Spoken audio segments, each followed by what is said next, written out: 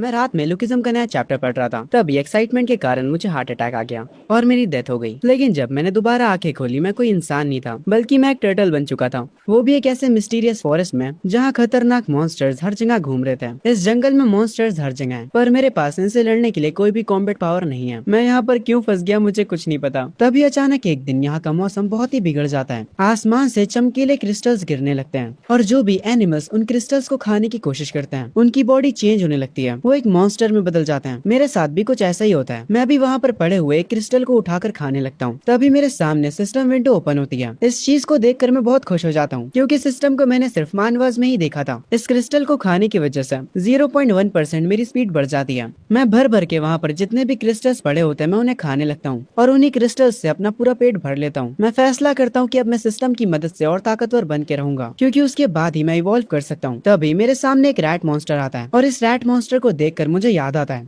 जब मैं यहाँ पर पहली बार आया था तब मैं अकेला नहीं था, मेरे और भी टर्टल भाई बहन थे, पर इसी रैट ने उन सबको खा लिया। वो रैट गुस्से में मेरी तरफ आ रहा होता है। मैं अभी अपनी नई नई मिली पावर्स को यूज करता हूँ और फुल स्पीड से उसकी तरफ चार्ज करता हूँ। हम दोनों आपस में टकराते हैं, पर उस रैट को इतना कुछ फर्क नहीं पड़ता, बल्कि कुछ ही देर में वो मुझे पकड़ लेता है और मेरे शेल को तोड़ने लगता है। मैं काफी डर जाता हूँ और अपने शेल के अंदर छुप जाता हूँ। मैं रोते हुए अपने सिस्टम से कहता हूँ, मेरे पास जितने भी फ्री पॉइंट्स हैं उन्हें मेरी स्पीड में डाल दो। जैसा मैंने कहा था, सिस्टम वैसा ही करता है। मैं रैट की पकड़ से निकल जाता हूँ और वापस से अपनी न्यू मिली पावर पर भरोसा करता हूँ। मैं तैयार हो जाता हूँ उस रैट के साथ रीमैच के लिए और उस पर अपनी फुल स्पीड से अटैक करता हूँ और आखिरकार मैं उसे मार देता हूँ, क्योंकि मैंने उसे मार दिया होता है। इसीलिए सिस्टम मुझे 2 पॉइंट्स देता है। उसके बाद मैं बाकी के चूहों से बचकर पानी के अंदर चला जाता हूँ, ताकि वो मेरा पीछा ना कर सके। पर एक जिद्दी चूहा पानी में कूद जाता है, पर उसे घंटा तैरना नहीं आता था। पानी में रहकर तुम मगरमच्छ से दुश्मनी नहीं कर सकते हो लाडले। खैर, अभी मैं मगरमच्छ तो नहीं हूँ, फिर भी मैं उस चूहे को मार देता हूँ, क्योंकि पानी में उसे मारना मेरे लिए बहुत आसान है। और ये चूहा कोई मामूली नहीं होता है, ये चूहा रैट किंग होता है। इसको मारने पे मुझे 5 पॉइंट्स मिल जाते हैं। इसको मारने के बाद मैं थोड़ा जोश में आ जाता हूँ, पर मेरा ये जोश किसी से बर्दाश्त नहीं होता। पानी के अंदर से एक बहुत बड़ी फिश बाहर आती है, जो कि मुझे खाने ही वाली थी, पर समय रहते मुझे वो दिख जाती है। उसे देखकर मेरी फट जाती है। मैं तुरंत वहाँ से भागने लगता हूँ। मैं इस मछली से फाइट नहीं कर सकता हूँ, ये रैट से काफी ज्यादा स्ट्रॉन्ग है। इससे पानी में जीतना मेरे लिए नामुमकिन होगा। मैं सिस्टम पॉइंट्स का इस्तेमाल करके अपनी पानी में तैरने की एबिलिटी की स्पीड को और बढ़ा देता हूँ और किसी तरह से उस मछली से बचकर जमीन पर पहुंच जाता हूँ। और वो मछली जैसे ही मुझे खाने आती है, मैं उसे तुरंत पकड़ लेता हूँ, क्योंकि इस बार मैं जमीन पर था। मैं उस मछली को मार देता हूँ।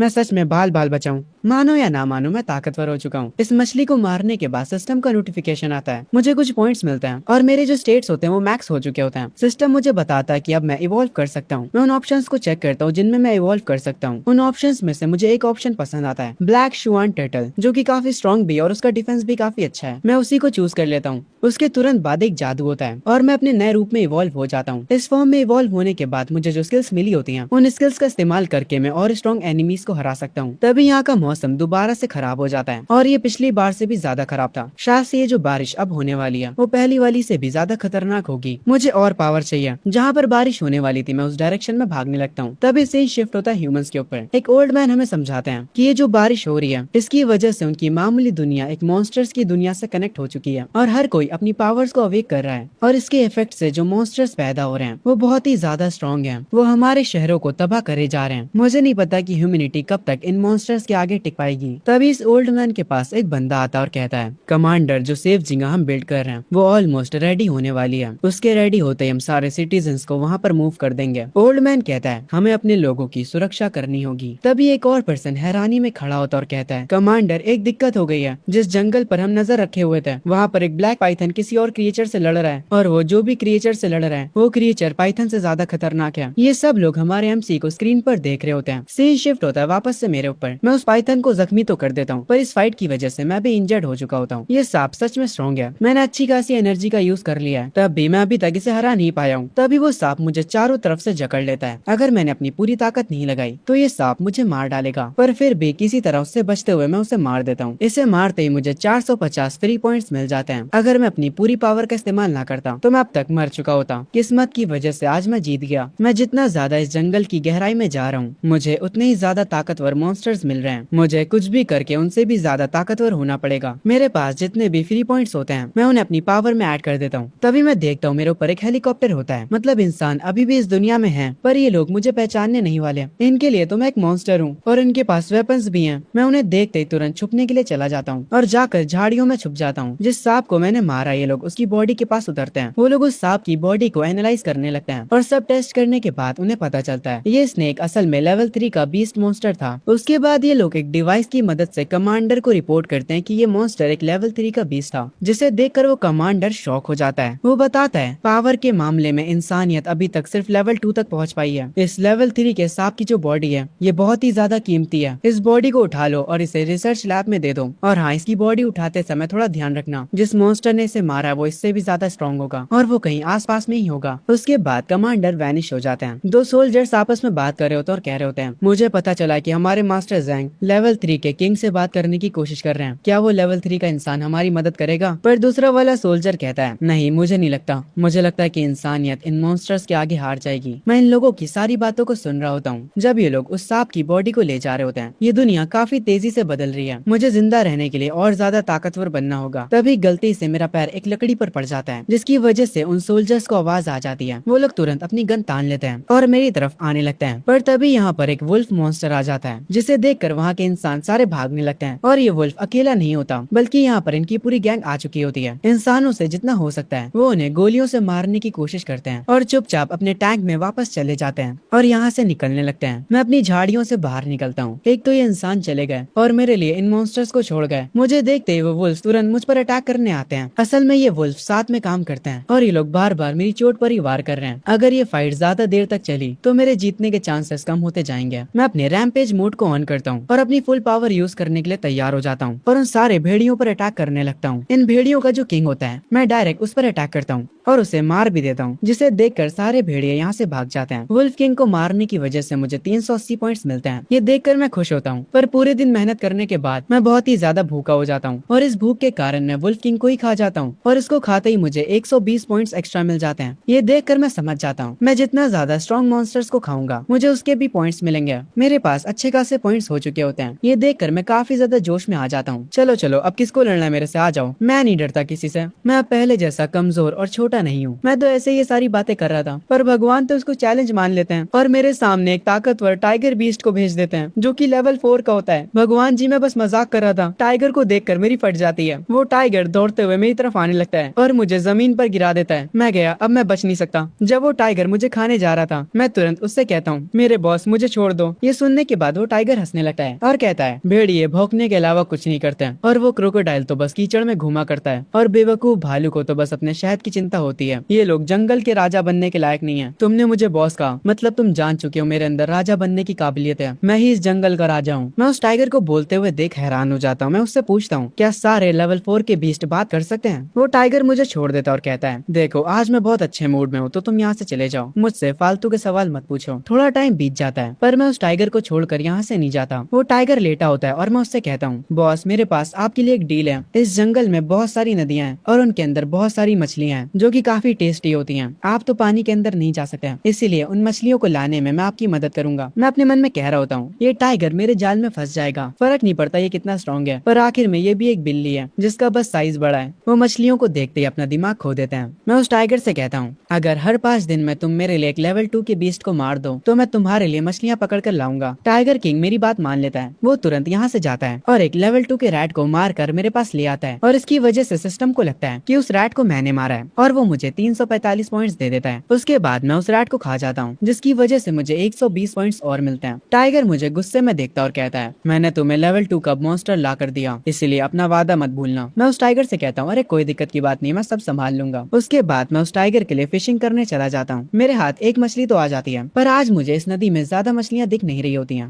मैं ध्यान भी नहीं देता। मेरे पीछे एक क्रैब होता है। मैं जैसे उसे पलट कर देखता हूँ मेरी फट जाती है। ये बंदा पानी में और जमीन पर दोनों में ही लड़ सकता है। रैम्पेज मोड के साथ भी मैं इसे हरा नहीं पाऊंगा। वो मेरी तरफ आने लगता है। मैं उसे देखते ही समझ जाता हूँ अब भागने का टाइम है, पर उस क्रैब की स्पीड काफी ज्यादा तेज होती है। वो मेरे शेल को पकड़ लेता है। मैं टाइगर किंग को मदद की आवाज लगाता हूँ। टाइगर किंग मुझे बचाने के लिए तुरंत पानी में कूद जाता है और उस क्रैब को एक पंच मारता है। वो क्रैब डायरेक्ट पानी से निकलकर जमीन पर आ गिरता है और एक ही पंच में वो मर जाता है। और जिन भी मॉन्स्टर्स को टाइगर किंग मार रहा है मेरे साथ डील करने के बाद उनके पॉइंट्स मुझे मिल रहे हैं। इस क्रैब को मारने पर मुझे 850 पॉइंट्स मिलते हैं। मैं पानी से बाहर तो आ जाता हूँ पर मैं काफी ज्यादा जख्मी हो जाता हूँ। ये देखने के बाद टाइगर किंग मेरे पास आता और कहता है तुम्हें बहुत ज्यादा चोटें लग चुकी हैं, तुम ज्यादा दिन तक नहीं टिकने वाले, तुम अब मेरे किसी काम के नहीं रहे, अब मैं तुम्हें खा सकता हूँ। जैसे ही टाइगर किंग मुझे खाने आता है मैं अपने सारे पॉइंट्स को डिफेंस में डाल देता हूँ। जैसे ही टाइगर किंग अपने दांत मेरे शेल पर लगाता है सिस्टम मुझे बताता है कि अब मैं इवॉल्व कर सकता हूँ। हूँ। वो मुझे वापस से बहुत सारे ऑप्शंस देता है, पर उसमें से एक ऑप्शन मुझे काफी ज्यादा अट्रैक्ट करता है, जो कि होता है ड्रैगन ब्लड टर्टल। मैं ये नाम देखकर ही समझ जाता हूँ कि ये ऑप्शन मेरे लिए सबसे परफेक्ट है। मैं ड्रैगन ब्लड टर्टल को सेलेक्ट कर लेता हूँ और उसके बाद मैं इवॉल्व करना स्टार्ट कर देता हूँ, जिसे देखकर टाइगर किंग हैरान हो जाता है। वो कहता है तुम तो सच में इवॉल्व हो गए। मैं उससे कहता हूँ क्या अब भी तुम मुझे मारने का ट्राई करोगे? टाइगर किंग कहता है अब मुझे तुमसे कोई दिक्कत नहीं है, इसीलिए मैं तुम्हें नहीं मारूंगा, हम अभी भी पार्टनर्स हैं। मैं पानी में जाते हुए कह रहा होता हूँ सच में जब तुम पावरफुल हो जाते हो तब लोग तुमसे अपना काम निकलवाने का सोचते हैं। पहले तुम मुझे मारने का ट्राई कर रहे थे, पर अब तुम मुझे छोड़ रहे हो। बस इंतजार करो तुम बड़ी बिल्ली। जैसे ही मैं एक और बार इवॉल्व करता हूँ तब देखेंगे कौन किसको खाता है। आगे कुछ दिन बीत जाते हैं। मैंने इस नदी के सारे मॉन्स्टर्स को हंट कर लिया है। अब इस नदी में ज्यादा मॉन्स्टर्स बचे नहीं है। तभी मुझे एक जगह से काफी ज्यादा एनर्जी फील होती है। मैं समझ जाता हूँ यहाँ पर एक बहुत ही खतरनाक मॉन्स्टर है। जब मैं ये सारी बातें कर रहा होता हूँ तभी वो मॉन्स्टर जाग जाता है, जिसे देखकर मैं डर जाता हूँ। मैं तुरंत सिस्टम से कहता हूँ मेरे सारे पॉइंट्स को डिफेंस में ऐड कर दो। वो मॉन्स्टर अपनी गुफा से बाहर निकलता है। मैं तुरंत जमीन पे जाने के लिए पानी से निकलने लगता हूँ। मैं पानी से बाहर आता हूँ। अच्छा हुआ मैं काफी स्मार्ट था और समय रहते बाहर आ गया, क्योंकि मैं उस मॉन्स्टर को बाहर ले आया हूँ। इसीलिए मेरा पार्टनर टाइगर किंग तुरंत उठ जाता है। वो तैयार होता है उस मॉन्स्टर से लड़ने के लिए। मैं उस मॉन्स्टर को देखता हूँ, तभी वो जो सांप होता है वो भी बात करने लगता है। वो टाइगर से कहता है तो अब छोटे शेर तेरी इतनी हिम्मत कि तू मुझे चैलेंज करेगा? टाइगर अपनी पावर को एक्टिवेट करता है और तुरंत अटैक के लिए आगे बढ़ता है। वो सांप कह रहा होता है तू सच में बेवकूफ है। इनकी लड़ाई स्टार्ट हो जाती है। ये देखकर मेरे चेहरे पर एक अजीब सी मुस्कान आती है। मैं सोच रहा होता हूँ अगर लड़ाई में ये दोनों मर जाते हैं तो सारा फायदा मुझे होगा। पर मैं देखता हूँ तभी यहाँ पर कोई पानी बरसा रहा है और मैं देखता हूँ यहाँ पर भेड़ियों का झुंड आ चुका है। और इन भेड़ियों को गिनने के बाद मुझे पता चलता है यहाँ पर टोटल 55 भेड़िए हैं। मुझे समझ आ चुका था इस लड़ाई का फायदा सिर्फ मैं ही उठाने का नहीं सोच रहा था। तभी से ही शिफ्ट होता है हेडक्वार्टर के ऊपर, जहाँ पर इंसान इस फाइट को स्क्रीन पर देख रहे होते हैं। वो लोग काफी हैरान होते हैं क्योंकि दोनों बीस्ट काफी ज्यादा खतरनाक हैं और लेवल 4 के हैं। इसीलिए कमांडर कहते हैं माउंट हुआ से एशियंट कल्टीवेटर्स को कांटेक्ट करो और जिन भी ह्यूमंस के पास पावर्स है उनको भी। मॉन्स्टर बहुत ज्यादा ही खतरनाक होते जा रहे हैं। एक बंदा रिपोर्ट लिए ओल्ड मैन को बताता है दुनिया में मॉन्स्टर्स आने के बाद हर एक कंट्री ने ट्राई किया कि वो पावरफुल मॉन्स्टर्स को काबू कर पाए, पर अब तक बहुत कम ही लोग ये कर पाए। एक स्नेक किंग मॉन्स्टर है साकुरा किंगडम में, जो कि डिमांड कर रहा है कि पूरी कंट्री उसके सांपों की गुलाम बन जाए। और वो मॉन्स्टर किंग डिमांड कर रहा है कि डेली उसे कल्टीवेटर्स का फ्लैश चाहिए। ये दुनिया का पता नहीं क्या होगा। अगर हम उन मॉन्स्टर्स की बातों पर एग्री नहीं करते हैं तो ये दुनिया तबाह हो सकती है।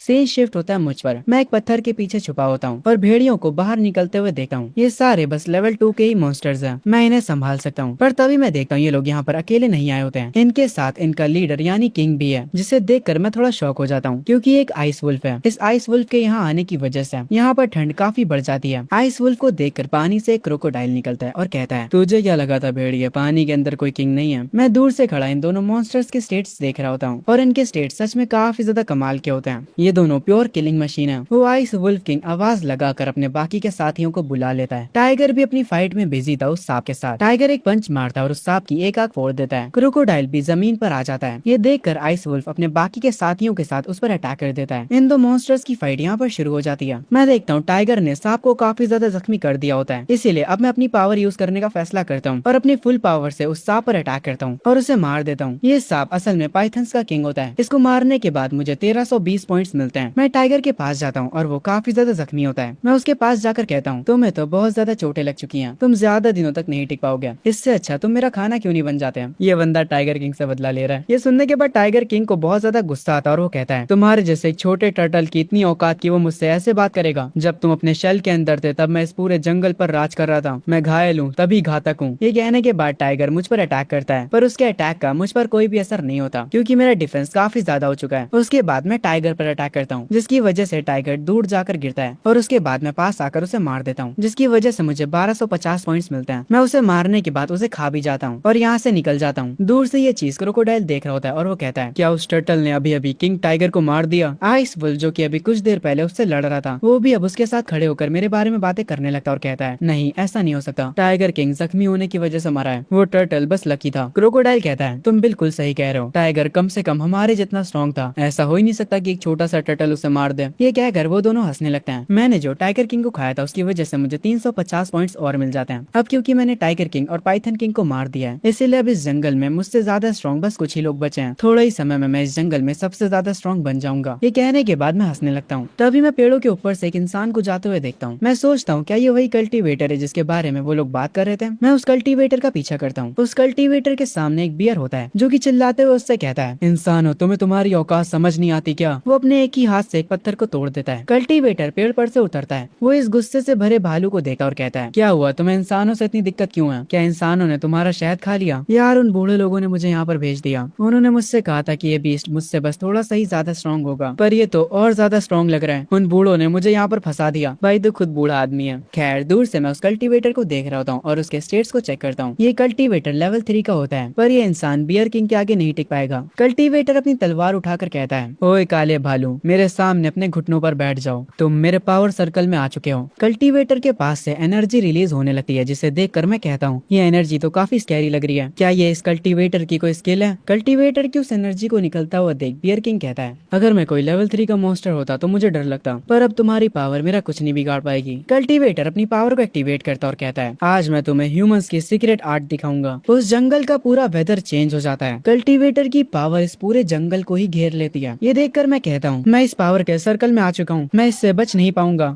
ये खतरनाक पावर देखकर बियर किंग कहता है, रुको, इंसान चाहते हैं कि हम उनकी मदद करें, है ना, ताकि हम उनके लिए दूसरे मॉन्स्टर से लड़ सके, है ना। कल्टीवेटर अपनी पावर को बंद करते हुए कहता है, इंसानों के लिए सेफ जगह बन चुकी है और हमने उन्हें वहाँ पर मूव कर दिया है। अगर हम बिना लड़े इस मैटर को सॉल्व कर पाते हैं तो ये ग्रेट होगा, और अगर तुम मेरी बात नहीं मानते हो तो ये बुरा होगा। बियर किंग कहता है, ठीक है, मैं तुम्हारी बात मान लेता हूँ। तुम्हारी इस एनर्जी से मुझे चोट तो पहुंची थी, पर मैं तुम्हें बता दूं, इस जंगल में मेरे जैसे 4 और बीस्ट हैं जो कि मेरी तरह ही ताकतवर हैं। अगर उन्हें गुस्सा आ गया तो ना तो तुम लड़ पाओगे और ना ही यहाँ से भाग पाओगे। ये सुनने के बाद कल्टीवेटर को गुस्सा आता और वो कहता है, तुमने क्या कहा? मैं लड़ भी नहीं पाऊंगा और भाग भी नहीं पाऊंगा? अगर तुम मुझे खा सकते हो तो मुझे खाकर दिखाओ। ये सुनने के बाद बियर किंग उसकी तरफ बढ़ता और कहता है, अब तुम खुद से मुझे दावत का इन्विटेशन दे रहे हो, इसीलिए मुझ पर इल्जाम मत लगाना। ये सब देखकर मैं दूर से कह रहा होता हूँ, अगर बियर किंग कल्टीवेटर को मार देता है तो कल्टीवेटर मरने से पहले अपनी पूरी पावर को रिलीज कर देगा। मुझे कुछ भी करके कल्टीवेटर को बचाना होगा। मैं अपनी फुल पावर को एक्टिवेट करता हूँ और लड़ने के लिए तैयार हो जाता हूँ। पर तभी मैं देखता हूँ कि बियर काफी अच्छे मूड में होता है और वो कहता है, इंसान, अगर मैं तुम्हारे साथ चलूं तो क्या तुम मुझे खाने के लिए शहद दोगे? ये देखकर मैं हैरानी से गिर जाता हूँ। कल्टीवेटर कहता है, तुम्हें शहद चाहिए? बियर कहता है, हाँ मुझे शहद चाहिए, वो भी बहुत मीठा, मुझे वो काफी ज्यादा पसंद है। कल्टीवेटर कहता है, ठीक है, फिर हमारी डील रही, तुम हमारी मदद करोगे बाकी के बीस्ट को मारने में, और हम तुम्हें उसके बदले उतना शहद देंगे जितना तुम्हें चाहिए। ये सुनने के बाद बियर कल्टीवेटर के साथ जाने लगता है। मैं ये सब देखकर काफी हैरान रह जाता हूँ, पर फिर मुझे ये समझ आ जाता है कि ये तो मेरे लिए ही अच्छा है। जितने कम यहाँ पर ताकतवर बीस्ट होंगे उतना ही मेरे लिए अच्छा है। पर मैं सच में इनके बीच की लड़ाई के बारे में सोचकर डर गया था। सच में ऐसे कल्टीवेटर्स ही लेवल 4 के बीस्ट को डरा सकते हैं, पर जैसे ही कोई बीस्ट लेवल 5 का हो जाता है तब इंसान उसका कुछ नहीं बिगाड़ सकते हैं। मुझे इवॉल्व करते रहना होगा, स्ट्रॉन्ग बनकर ही मैं सर्वाइव कर सकता हूँ। एक सेकंड रुको, अगर वो बियर किंग यहाँ से चला गया है तो उसकी टेरिटरी में अभी कोई नहीं होगा, मैं वहाँ पर जाकर कब्जा कर सकता हूँ। कुछ दिनों तक लगातार मैं हंटिंग करते रहता हूँ और मॉन्स्टर्स को मारकर पॉइंट्स लेता रहता हूँ। उन्हें मारने के बाद मैं उन्हें खा भी रहा होता हूँ ताकि मुझे एक्स्ट्रा पॉइंट्स मिल सके।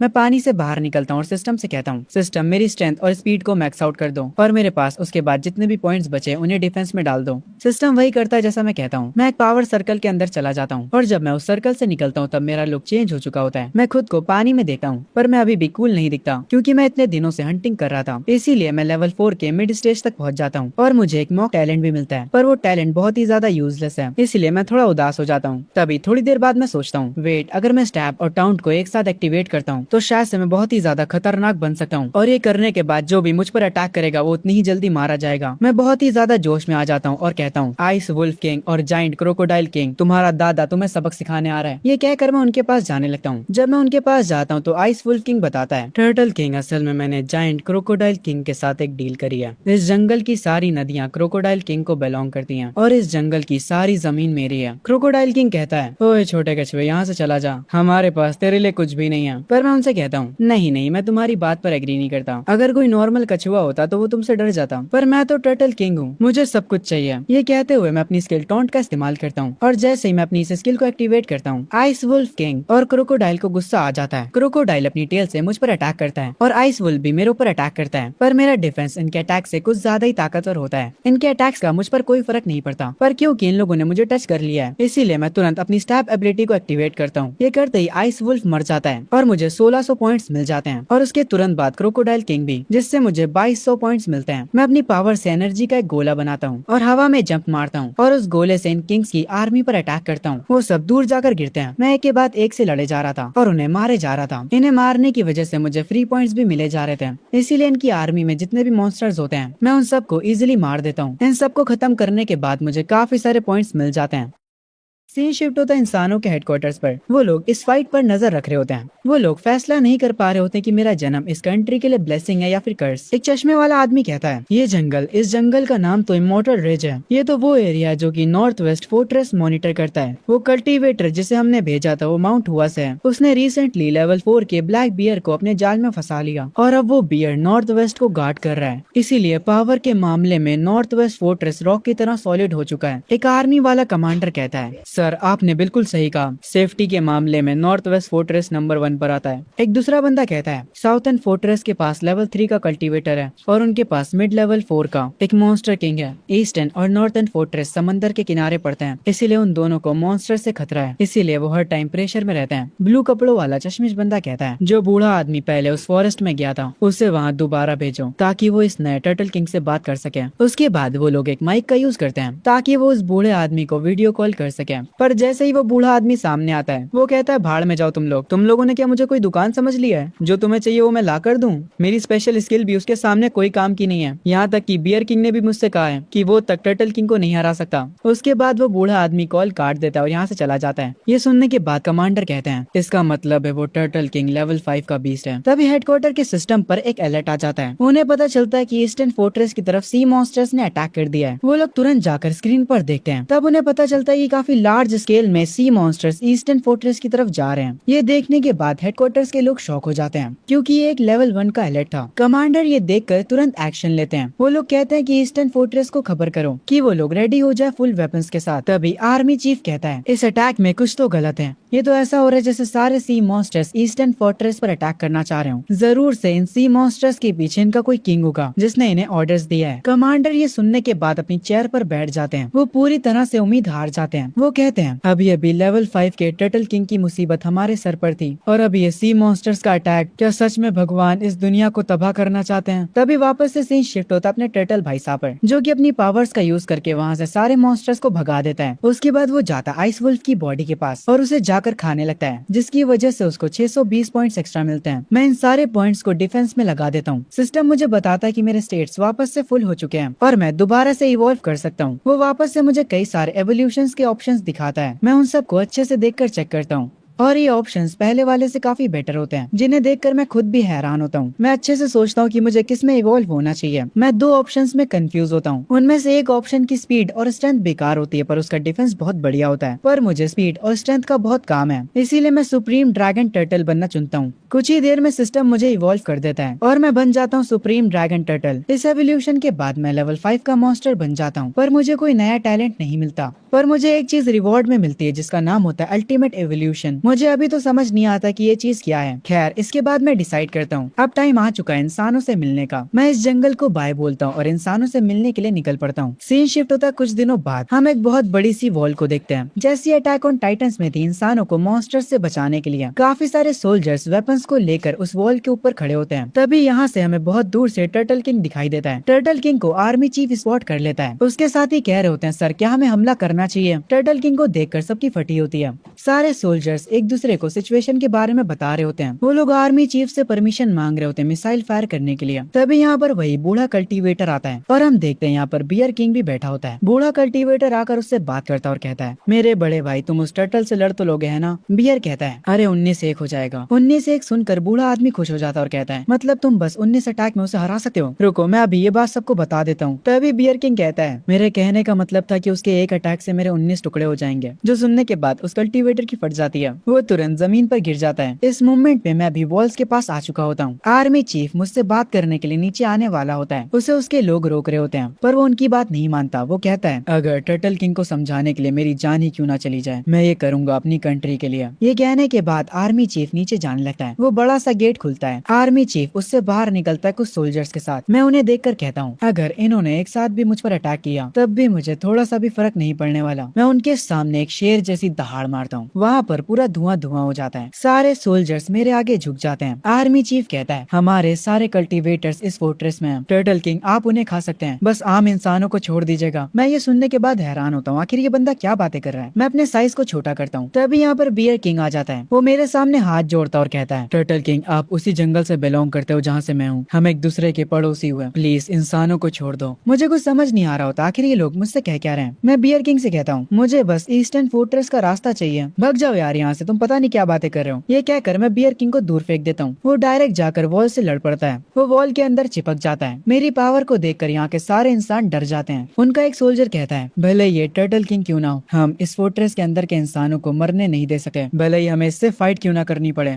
मैं अपना साइज बड़ा करके आर्मी चीफ के पास जाता हूँ और कहता हूँ मुझे ईस्टर्न फोर्ट्रेस का बस रास्ता बता दो, मैं यहाँ से चला जाऊंगा। आर्मी चीफ कहता है मैं नहीं बताऊंगा, भले ही आज नॉर्थ फोर्ट्रेस तबाह हो जाए, मैं हमारे दूसरे साथियों के फोर्ट्रेस को तबाह होने नहीं दे सकता। मैं आर्मी चीफ से कहता हूँ ईस्टर्न फोर्ट्रेस पर जो सी मॉन्स्टर्स का अटैक हुआ है, मैं तो उन मॉन्स्टर्स को मारना चाह रहा था। ये सुनकर ऊपर से कल्टीवेटर कहता है टर्टल किंग क्या तुम सीरियस हो। मैं उनसे कहता हूँ अगर तुम्हें मेरा यकीन नहीं है तो मैं यहाँ से जा रहा हूँ। तभी आर्मी चीफ और वो कल्टीवेटर तुरंत मुझे रोकने लगते हैं। आर्मी चीफ तुरंत ईस्टर्न फोर्ट्रेस को कांटेक्ट करते हैं। आर्मी चीफ कहते हैं कि एक सुपरसोनिक जेट लाया जाए किंग टर्टल के लिए। वो बूढ़ा कल्टीवेटर भी काफी खुश होता और कहता है भगवान ने हमें धोखा नहीं दिया है। वो बूढ़ा कल्टीवेटर हंसने लगता है। तभी से शिफ्ट होता है ईस्टर्न फोर्ट्रेस पर, जहाँ पर वहाँ के रूलर्स खड़े होते हैं। उनके साथ कमांडर भी खड़े होते हैं। जो वहाँ का एल्डर होता है वो कहता है मेरे छोटे भाई किंग टर्टल यहाँ पर आने वाले हैं, हमें अपनी पूरी कोशिश करनी होगी ताकि हम उनका दिल जीत सके। उसका छोटा भाई कहता है मुझे पता है बड़े भाई, अगर हम किंग टर्टल का दिल जीत लेते हैं तो वो एक लेवल 5 का सुपर बीस्ट है, पूरा का पूरा ईस्टर्न फोर्ट्रेस हमारी फैमिली को फॉलो करेगा। तभी वहाँ पर एक यंग लड़का जो कि खड़ा होता है वो कहता है ग्रैंडपा क्या पावर इतनी जरूरी होती है। वो एल्डर अपने ग्रैंडसन के सर पे हाथ रखकर कहता है अगर हम ईस्टर्न फोर्ट्रेस को कंट्रोल कर पाए तो सारे रिसोर्सेस हमारे पास आ जाएंगे। मेरे बच्चे अगर तुमने खुद पर ध्यान नहीं दिया तो हेवन तुम्हें पनिश करेगा। उसका ग्रैंडसन कहता है ग्रैंडपा पर मुझे अभी भी लगता है कि ईस्टर्न फोर्ट्रेस का सरवाइव करना ज्यादा जरूरी है, ना कि हमारे फैमिली के फायदे का। उसका ग्रैंडपा कहता है तुम अभी भी बहुत छोटे हो, तुम बाद में सब समझ जाओगे। तभी कमांडर और उसका छोटा भाई नोटिस करते हैं किंग टर्टल यहाँ पर आ चुका होता है। वो एल्डर उसका वेलकम करता है। वो अपना नाम शेंगवान बताता है। वो कहता है कि उसकी फैमिली ने एक छोटा सा गिफ्ट प्रिपेयर करा किंग टर्टल के लिए। छोटा भाई उस गिफ्ट को आगे लेकर जाता है। उस बॉक्स में वो क्रिस्टल्स होते हैं जो कि आसमान से गिरे थे, पर उनकी क्वांटिटी देखने के बाद मैं कहता हूँ इतने से क्रिस्टल्स तो मेरे दांतों में ही अटक जाएंगे, इन्हें मेरे सामने से ले जाओ। ये देखकर शेंगवान फैमिली के एल्डर्स काफी हैरान हो जाते हैं। तभी कमांडर सामने आता और कहता है हेलो टर्टल किंग, मैं करंटली ईस्टर्न फोर्ट्रेस को मैनेज कर रहा हूँ। मैं शियानलोंग नेशन का प्राइम मिनिस्टर हूँ। मैं अपने साइज को छोटा कर लेता हूँ ताकि मैं इन लोगों से आराम से बातें कर सकूँ। एक प्राइम मिनिस्टर मुझसे बात कर रहा है, ये देखकर मैं अपने मन में कहता हूँ वाओ, मैं सच में काफी ज्यादा फेमस हो चुका हूँ। ये देखकर मैं थोड़ा खुश भी होता हूँ, पर पता नहीं क्यों सब ये देखकर काफी हैरान हो जाते हैं। शेंगवान फैमिली को लगता है कि मैं गुस्से में हूँ। वो एल्डर कहता है किंग टर्टल से एक पावरलेस बंदा बात कर रहा है, इसीलिए किंग टर्टल को गुस्सा आ गया है। छोटा भाई कह रहा होता है किंग टर्टल जरूर से अपनी बेइज्जती महसूस कर रहे होंगे। वो जाकर प्राइम मिनिस्टर से कहता है एक फालतू का ऐसा इंसान जो कि कल्टीवेट भी नहीं कर सकता है, तुम्हें क्या लगता है तुम्हारी औकात भी है किंग टर्टल से बात करने की? अभी ही यहाँ से चले जाओ। ये सुनने के बाद वो प्राइम मिनिस्टर उदास हो जाता है। वो किंग टर्टल को शुक्रिया बोलता है सबको डिजास्टर से बचाने के लिए और यहाँ से जाने लगता है। वो छोटा भाई किंग टर्टल से बात करने आता है और कहता है ईस्टर्न फोर्ट्रेस तो भी टेम्पररी है, इस फोर्ट्रेस को शेंगवान फैमिली यानी हमारी फैमिली मैनेज करती है। अगर आपको कभी भी कुछ भी चाहिए हो तो हमें बता दीजिएगा। पर मुझे इस बंदे पर गुस्सा आता है। मैं अपनी हल्की सी पावर यूज करता हूँ और ये बंदा गिर जाता है। मैं कहता हूँ तेरे से किसी ने बोलने के लिए कहा भी था जो तूने अपना मुंह खोला। ये देखकर शेंगवान फैमिली काफी हैरान रह जाती है। मैं प्राइम मिनिस्टर के पास जाता हूँ और उनसे कहता हूँ रुकिए, मेरे पास आपके लिए कुछ सवाल हैं। वो हैरान होते हैं, पर मैं उन्हें अपनी पीठ पर बैठने के लिए कहता हूँ और उन्हें लेकर यहाँ से जाने लगता हूँ। हम एक जगह पर जाते हैं जहाँ मैं उनसे पूछता हूँ आखिर इंसानियत के साथ अभी हो क्या रहा है।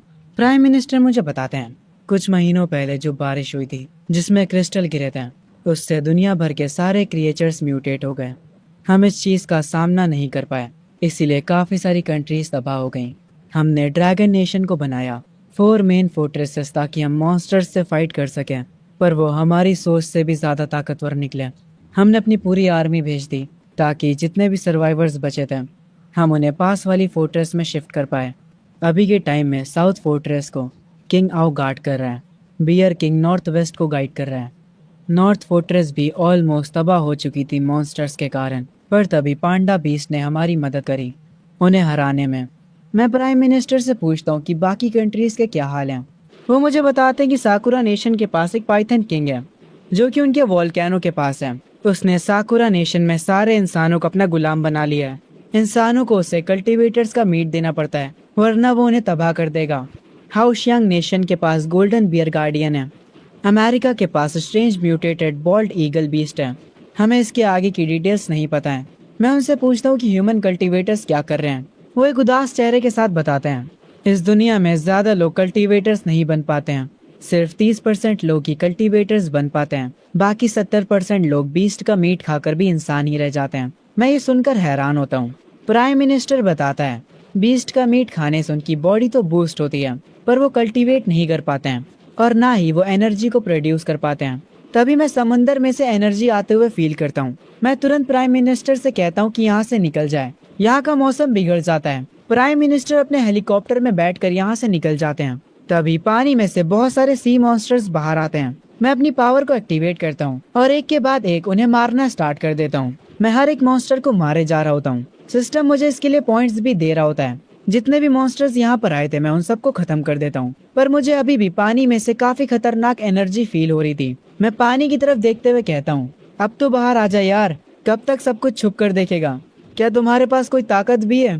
तभी पानी में से एक बहुत बड़ा ऑक्टोपस निकलता है। वो मेरी बेइज्जती करते हुए कहता है, तुम गोलू मोलू से टटल, तुम अपनी औकात भूल रहे हो। पर मुझे ये मानना पड़ेगा कि तुम्हारे पास स्किल्स हैं। आखिर तुम इंसानों का साथ क्यों दे रहे हो? मैं उस ऑक्टोपस से कहता हूँ कि मैं किसी की भी साइड नहीं हूँ, मुझे बस मेरी परवाह है। ये सुनने के बाद वो ऑक्टोपस कहता है, तुम्हें सिर्फ अपनी परवाह है, यानी तुम्हें बाकी के मॉन्स्टर्स को मारने में मजा आता है। ठीक है, कोई बात नहीं। अगर तुम हमारे बॉस के नौकर बनने के लिए तैयार हो जाते हो तो इस समंदर के ट्रिलियंस ऑफ क्रिएचर तुम्हारे गुलाम बन सकते हैं। मैं ये सुनने के बाद कहता हूँ, मैं किसी की गुलामी नहीं करने वाला। मुझे जो कुछ भी चाहिए होगा मैं खुद से हासिल कर लूंगा। ये सुनने के बाद उस ऑक्टोपस को गुस्सा आता है। जब वो ऑक्टोपस अपने टेंटिकल से मेरे ऊपर अटैक करने जा रहा होता है, तभी ये पूरा समंदर हिल जाता है। ये इस ऑक्टोपस की पावर नहीं थी। ये देखने के बाद वो ऑक्टोपस तक शॉक रह जाता है। ये प्रेशर काफी ज्यादा टेरिफाइंग होता है। मैं कहता हूँ, क्या ये पावर है लेवल 7 के सी एम्परर बीस्ट की? इस पावर को देखकर वो ऑक्टोपस भी शांत हो जाता है और मुझसे कहता है, ओए गोलू मोलू, मेरी बात सुन। ये सुनकर मैं हैरान होता हूँ, ये बंदा मुझे गोलू मोलू कैसे कह रहा है? वो ऑक्टोपस मुझे बताता है, मेरे एम्परर ने कहा कि वर्ल्ड 5 बार अवेक होगा। लिंगशी की थर्ड वेव 3 दिनों में आएगी 100 माइल्स की कोस्ट लाइन पर। ये पूरा समंदर हमारा एरिया बन जाएगा स्पिरिचुअल पावर गैदर करने के लिए। ये सुनने के बाद मैं कहता हूँ, मेरे होते ही तुम लोग कभी नहीं कर पाओगे। वो ऑक्टोपस मुझसे कहता है, मेरे एम्परर को पता था कि तुम एग्री नहीं करने वाले, तो इसीलिए वो तुम्हारे साथ एक गेम खेलना चाह रहे हैं। कल सुबह 1 मिलियन लेवल 3 और लेवल 4 के बीस्ट यहाँ पर आने वाले हैं। अगर कल तुम उन सबको मार देते हो तो हम लोग ईस्टर्न फोर्ट्रेस को बख्श देंगे, और अगर तुम ये नहीं कर पाते हो तो ये पूरा समंदर हमारा होगा। तब तुम्हें पता चलेगा कि तुम कितने बेवकूफ हो। ये कहकर वो ऑक्टोपस यहाँ से चला जाता है। कुछ देर बाद अपने हेलीकॉप्टर से प्राइम मिनिस्टर यहाँ पर वापस आ जाते हैं। वो तुरंत भागते हुए मेरे पास आते हैं। मैं प्राइम मिनिस्टर से कहता हूँ, मैं आपके साथ एक डील करना चाहता हूँ। मैंने जितने भी सी मॉन्स्टर्स को भी मारा है, मैं उन्हें अकेला नहीं खा सकता, तो आप इनका मीट ले जा सकते हैं। आप ये मीट इंसानों को दे सकते हैं। मैं उम्मीद करता हूँ कि कुछ इंसान कल्टीवेटर्स बन पाए। ये सुनने के बाद प्राइम मिनिस्टर्स की आंखों में एक चमक आ जाती है। वो बहुत ही ज्यादा खुश हो जाते हैं। मैं उनसे कहता हूँ, इस मीट के बदले मुझे स्पिरिचुअल पावर चाहिए। वो प्राइम मिनिस्टर मेरी इस बात को तुरंत मान लेते हैं और कहते हैं, ठीक है, मैं अभी स्पिरिचुअल पावर को अरेंज करता हूँ आपके लिए। वो अपने वर्कर्स को बुलाते हैं सी मॉन्स्टर्स की बॉडी को ले जाने के लिए। थोड़ी देर बाद वो आते हैं एक बॉक्स के साथ। जब वो उस बॉक्स को खोलते हैं तो उस बॉक्स के अंदर स्पिरिचुअल पावर होती है। जो मॉन्स्टर्स का मीट मैंने उन्हें दिया है उसकी कीमत होती है 2 लाख स्पिरिचुअल पावर। वो मुझे ये स्पिरिचुअल पावर दे देते हैं। मैं तुरंत उस स्पिरिचुअल पावर को कंज्यूम करने लगता हूँ। इस स्पिरिचुअल पावर को यूज करने के बदले सिस्टम मुझे रिवॉर्ड भी देता है। वो मुझे 1.5 लाख पॉइंट्स देता है।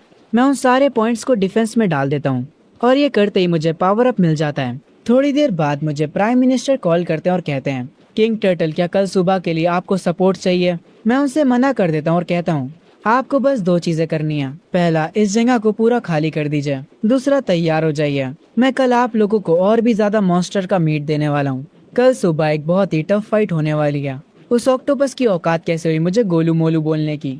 मैं उसे छोड़ूंगा नहीं। तभी यहाँ पर शाम से रात हो जाती है और मिलियंस ऑफ बीस्ट यहाँ पर आने लगते हैं।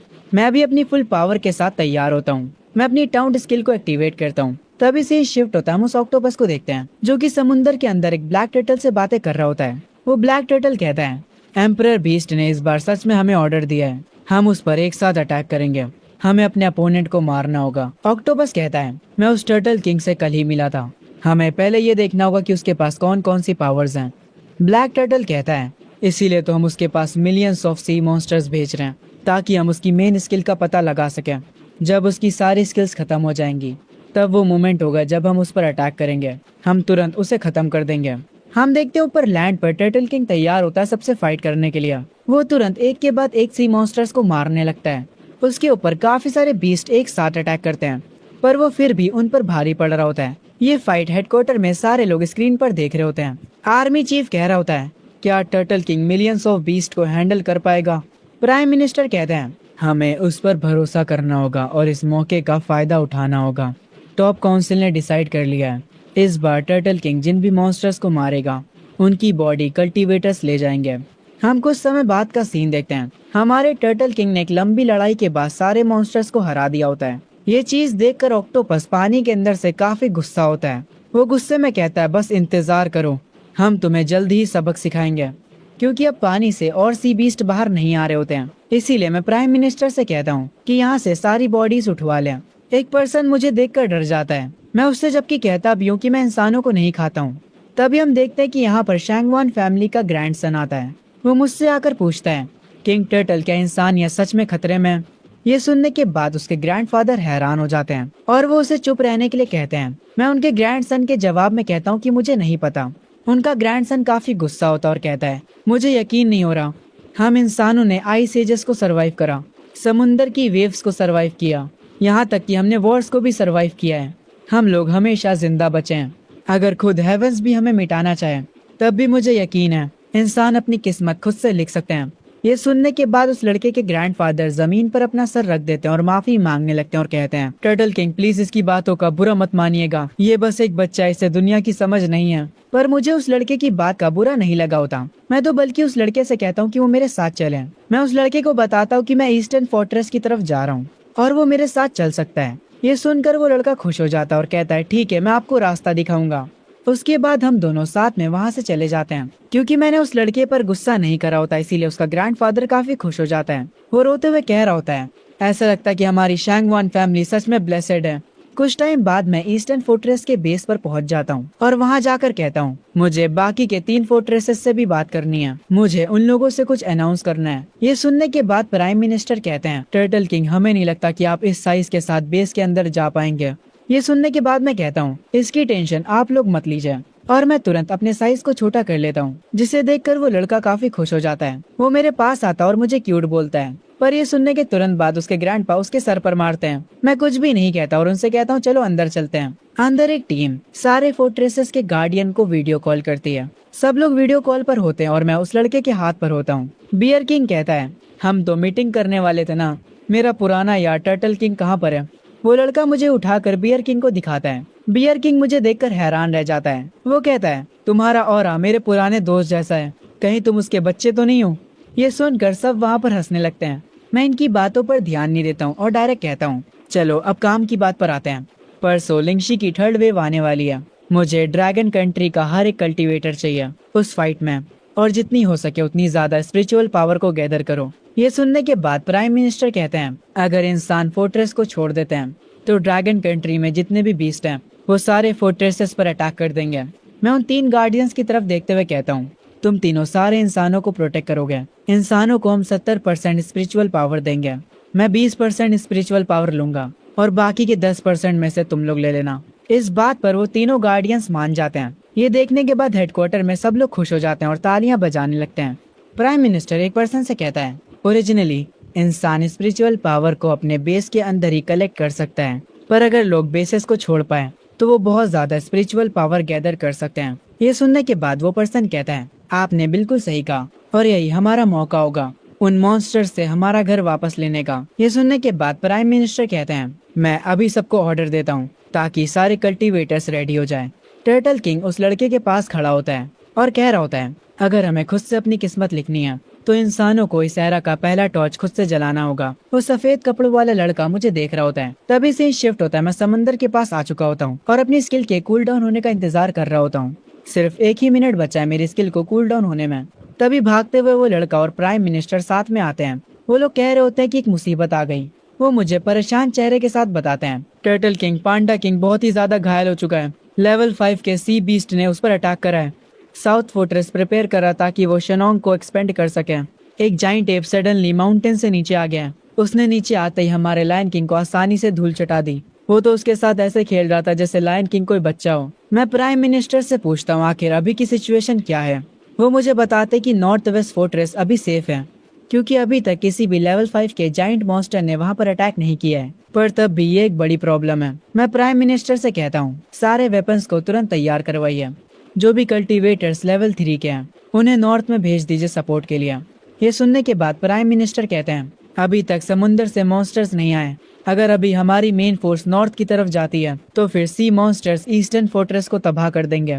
मैं यहाँ के लोगों को खतरे में नहीं डाल सकता। मैं अपने सिस्टम को ओपन करता हूँ और कुछ चेक करता हूँ और उसके बाद कहता हूँ चलो मैं पहले इन समुद्री मॉन्स्टर्स का खेल खत्म कर देता हूँ। ये कहकर मैं समुद्र की तरफ जाने लगता हूँ। मैं उन 2 बॉस मॉन्स्टर्स के पास पहुंच जाता हूँ जो कि इन सी मॉन्स्टर्स को कंट्रोल कर रहे थे। वो ऑक्टोपस दोबारा से मुझे कहता है ओए गोलू मोलू तुम्हारी इतनी औकात हो गई कि तुम समुद्र में आकर हमसे लड़ोगे। वो ब्लैक टर्टल कहता है हमारे एम्परर ने तुम्हें एक आखिरी मौका दिया है, या तो अभी हमारे सामने सरेंडर कर दो या फिर इस समुद्र के अंदर हमेशा के लिए दफन हो जाओ। मैं इन लोगों की बातों पर घंटा भी ध्यान नहीं देता और डायरेक्ट इनकी तरफ बढ़ने लगता हूँ। ऑक्टोपस मुझ पर अपनी चैन से अटैक करता है और मुझे उन चैन में जकड़ लेता है। ब्लैक टर्टल अपना ग्रेविटी अटैक का यूज करता है। मैं पानी के और गहराई में जाने लगता हूँ। मैं सोचने लगता हूँ कि मैं ऐसा क्या करूँ जिससे इन दोनों को हरा सकूं। मुझे कुछ ही सेकंड्स में इन दोनों के पास जाना होगा, तभी मैं इन्हें हरा सकता हूँ। मैं ऑलरेडी काफी ज्यादा जख्मी हो चुका होता हूँ। मेरे पूरे शरीर से खून आ रहा होता है, पर फिर भी मैं हिम्मत नहीं हारता। मेरी आंखें लाल हो जाती हैं। मैं बरसक मोड को ऑन करता हूँ और उसके भी एक नेक्स्ट लेवल पर चला जाता हूँ। मेरी स्पीड काफी गुना तेज हो जाती है। मैं बहुत तेजी से उन दोनों की ओर बढ़ता हूँ। ये देखकर वो ऑक्टोपस हैरान हो जाता है। मैं तुरंत जाकर उसे बाइट करता हूँ और उसे वहीं पर खत्म कर देता हूँ। इसे मारने पर मुझे 8600 पॉइंट्स मिलते हैं। वो ब्लैक टर्टल की ये देखकर फट जाती है। मैं तुरंत उसकी ओर जाने लगता हूँ, पर उसका डिफेंस काफी ज्यादा मजबूत होता है। मैं इजीली उसके डिफेंस को नहीं तोड़ पाता, पर फिर भी मैं अपनी फुल पावर का इस्तेमाल करके उसे समुद्र की जमीन पर पटक देता हूँ। बहुत सारे सी मॉन्स्टर्स मेरे आसपास आ जाते हैं। ये देखकर मैं थोड़ा सा पीछे हटने का फैसला करता हूँ और ऊपर जाने लगता हूँ, पर तभी अचानक से वो ब्लैक टर्टल वापस उठता है और मेरे पास आकर मेरे हाथ पर काट लेता है। मैं अपने डिफेंस को तो ऑन कर लेता हूँ, पर फिर भी मेरी बॉडी से खून निकलने लगता है। मैं अपने एक हाथ में एनर्जी को गैदर करता हूँ और उसी हाथ से उस ब्लैक टर्टल को एक पंच मारता हूँ और उसे वहीं पर खत्म कर देता हूँ। इस टर्टल को मारने के मुझे 9600 पॉइंट्स मिलते हैं। उसको मारने के बाद बहुत सारे सी मॉन्स्टर्स मेरे पीछे पड़ जाते हैं। हेडक्वार्टर्स में बैठे सारे लोग ये फाइट को देख रहे होते हैं। मैं उन दोनों मॉन्स्टर्स की बॉडी को जमीन पर ले आया होता हूँ। हॉन्गर मुझे वापस से स्क्रीन पर देखकर काफी खुश हो जाता है और कहता है ये तो किंग टर्टल है, मुझे पता था कि वो जीत जाएगा। पर तभी पानी में से बहुत सारे सी मॉन्स्टर्स निकलने लगते हैं। हॉन्गर ये देखकर बर्दाश्त नहीं कर पाता कि मैं उन सब से अकेले लड़ने वाला हूँ। वो तुरंत मेरे पास आने के लिए निकल पड़ता है, पर उसके ग्रैंड पा उसे रोक लेते हैं और कहते हैं आखिर तुम्हें क्या लगता है कि तुम क्या कर रहे हो। हॉन्गर उनसे कहता है कि उसे किंग टर्टल की मदद करनी है। ये सुनने के बाद उसके ग्रैंडपा कहते हैं आखिर तुम वहाँ पर जाकर उसकी मदद कैसे करने वाले हो, तुम कर भी क्या सकते हो। हॉन्गर ये सुनकर रोने लगता और कहता है आप क्या चाहते हैं मैं यहाँ पर खड़ा होकर उनकी फाइट देखूं। ये सुनने के बाद प्राइम मिनिस्टर और उसके ग्रैंडपा दोनों ही उदास हो जाते हैं। प्राइम मिनिस्टर कहते हैं ये एक ऐसी बैटल है जिसे हम ज्वाइन नहीं कर सकते, हम बस यहाँ पर रहकर किंग टर्टल पर भरोसा कर सकते हैं। दूसरी तरफ मैं उन सी मॉन्स्टर्स को मार रहा होता हूँ। उनकी तादाद बहुत ज्यादा होती है। सारे लोग मेरे जीतने के लिए प्रे कर रहे होते हैं। आखिरकार एक लंबी लड़ाई के बाद मैं उन सारे सी मॉन्स्टर्स को खत्म कर देता हूँ। सूरज की रोशनी मुझ पर पड़ती है। मेरी जीत देखने के बाद हेडक्वार्टर में हॉन्गर काफी ज्यादा खुश हो जाता है और वो लोग जो मेरे लिए प्रे कर रहे थे वो सब भी। पर तभी प्राइम मिनिस्टर किसी चीज को देखकर कहते हैं ये अच्छा नहीं हुआ। उन्होंने स्क्रीन पर मेरे मुंह से खून निकलता हुआ देख लिया होता है। मैं जमीन पर गिर जाता हूँ। मैंने एक बहुत ही लंबी बैटल करी है और उन दोनों मेन बॉसेस से भी फाइट करी। उस ब्लैक टर्टल ने मेरे हाथ पर काट भी लिया था और मेरी खुद की स्किल टॉन्ट का भी मुझ पर असर था। ये कहना गलत नहीं होगा कि अगर मैं और ज्यादा लड़ता तो मेरी खुद की स्किल ही मेरी जान ले लेती। ये स्पेशल पावर खतरनाक तो है, पर ये मेरी भी जान ले सकती है। मेरे पास जितने भी पॉइंट्स होते हैं मैं उन सबको डिफेंस में डाल देता हूँ। उसके थोड़ी देर बाद मैं ठीक होने लगता हूँ। मैं उस बॉस ऑक्टोपस को खाने लगता हूँ। प्राइम मिनिस्टर यहाँ पर कल्टीवेटर्स के साथ आ जाते हैं ताकि वो इन सी मॉन्स्टर्स की बॉडी को ले जा सके। हॉन्गर तुरंत मेरे पास आता है और मुझसे पूछता है क्या मैं ठीक हूँ। मैं उससे कहता हूँ कि कोई भी टेंशन लेने वाली बात नहीं है। उसके बाद मैं प्राइम मिनिस्टर के पास जाता हूँ और उनसे कहता हूँ ऐसा लगता है कि समुद्र के सारे मॉन्स्टर्स खत्म हो चुके हैं। प्राइम मिनिस्टर मुझे थैंक यू बोलते हैं और कहते हैं तुमने जो हमें इस बार 20 बीस्ट मीट दिया है उसका टोटल 5 लाख स्पिरिचुअल एनर्जी हुआ। टर्टल किंग, क्या तुम अब हमारी पूरी कंट्री को अपना गुलाम बनाने की सोच रहे हो, जैसा यामाता ने करा है साकुरा कंट्री के साथ? मैं ये सुनने के बाद कहता हूँ, नहीं, मेरा ऐसा कोई भी इरादा नहीं है। प्राइम मिनिस्टर मुझसे कहते हैं, तो तुम हमारी मदद क्यों कर रहे हो? मैं उनसे कहता हूँ, मैं ये सब बस अपने लिए कर रहा हूँ। मैं अपने मन में सोचता हूँ, आखिर मेरी पिछली जिंदगी में मैं भी तो एक इंसान था। मैं प्राइम मिनिस्टर से कहता हूँ, आप फिक्र मत करिए, मैं इंसानों को खाने वाला नहीं हूँ। प्राइम मिनिस्टर मेरी इन बातों पर भरोसा कर लेते हैं। मुझे सिस्टम का नोटिफिकेशन आता है जिसमें सिस्टम बताता है, आपने ईस्टर्न फोर्ट्रेस को बचा लिया है, आपका ये मिशन कंप्लीट हो चुका है।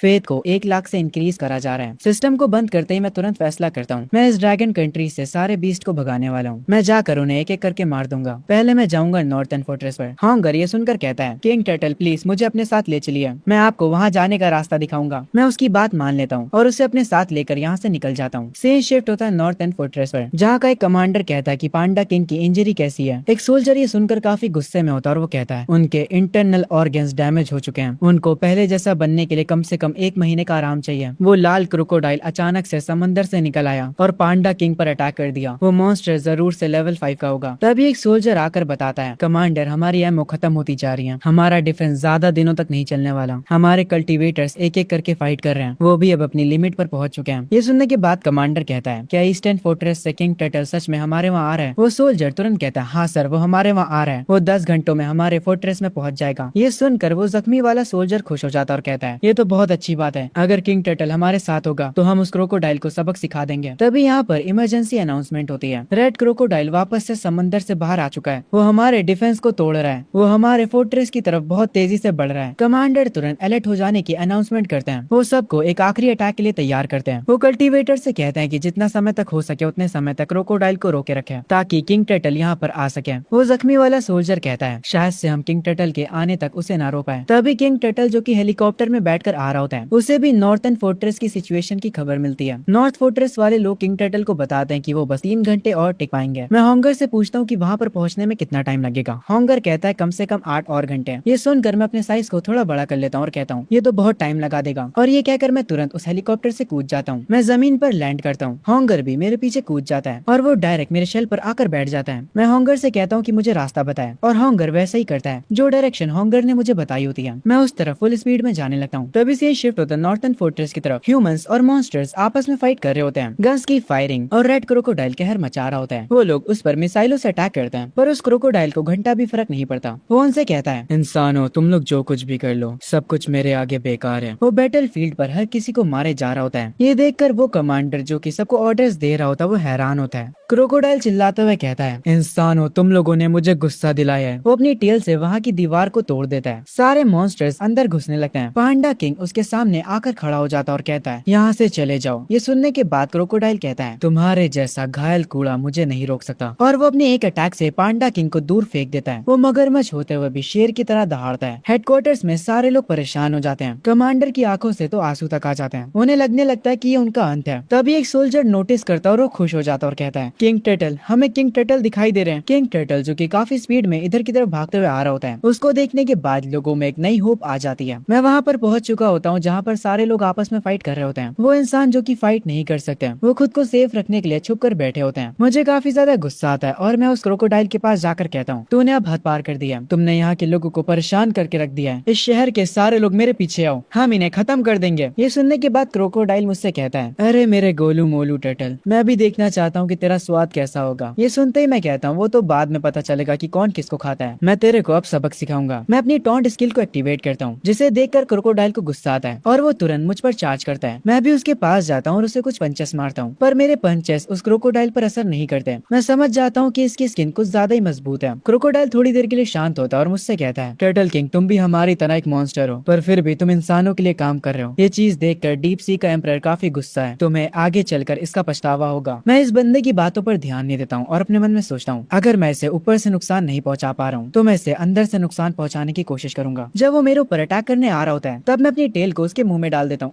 और क्योंकि मेरे टेल में कांटे लगे थे, इसीलिए उसकी पूरी जीभ कट जाती है। उसके बाद मैं हवा में घूमता हूँ और घूमते घूमते तेजी से उस पर अटैक करता हूँ और कुछ ही अटैक्स के साथ मैं उसे मार देता हूँ। और इस मॉन्स्टर को मारने पर मुझे 12,000 पॉइंट्स मिलते हैं। मतलब ये काफी स्ट्रॉन्ग मॉन्स्टर था। हेडक्वार्टर में एक सोल्जर रिपोर्ट दे रहा होता है और कह रहा होता है, पांडा किंग काफी बुरी तरह से जख्मी है, कल्टीवेटर्स को तुरंत इमरजेंसी ट्रीटमेंट के लिए ले जाया जा रहा है। तभी हॉन्गर मुझे लेकर कमांडर के पास आ जाता है। वहाँ का कमांडर मुझे ग्रीट करता है। मैं उस कमांडर से कहता हूँ कि तुमने बहुत अच्छा काम करा, अब मेरी मदद करो ताकि मैं ईस्टर्न फोर्ट्रेस के चीफ को कांटेक्ट कर सकूं और उनसे कहो कि नॉर्थ फोर्ट्रेस के ब्लैक बियर किंग को यहाँ भेजे, मेरे पास कुछ प्लान्स हैं। वो कमांडर कहता है फिर हम इंसानों को क्या करना होगा। मैं कमांडर से कहता हूँ कि इन सारी चीजों को ब्रॉडकास्ट करो और मेरी ये बात मानकर वो लोग हजारों की तादाद में कैमरा ड्रोन्स को आसमान में छोड़ देते हैं ताकि इंसान हर एक चीज पर नजर रख सके। उन ड्रोन्स में असल में एक स्पीकर भी लगा होता है और उस स्पीकर में मेरी रिकॉर्डिंग होती है जिसमें मैं कह रहा होता हूँ होशिया में जितने भी बीस्ट हैं वो इस लड़ाई में इंसानों का साथ देंगे। ये मेरा यानी किंग टर्टल का ऑर्डर है, हर एक बीस्ट को मेरी बात माननी होगी। वो लोग सिटी में आकर इंसानों के साथ मिलकर लड़ सकें। बीस्ट और इंसान एक दूसरे पर कोई भी अटैक्स नहीं करेंगे। ये बात उस जाइंट एप तक भी पहुंचती है और वो कहता है ये तो काफी इंटरेस्टिंग लग रहा है। इस बात को हर एक पावरफुल मॉन्स्टर समझता है। मैं महसूस कर सकता हूँ कि ये जो स्पिरिचुअल एनर्जी है वो हर बार बढ़ती जा रही है। पहले स्पिरिचुअल एनर्जी चावल के दाने जितनी थी,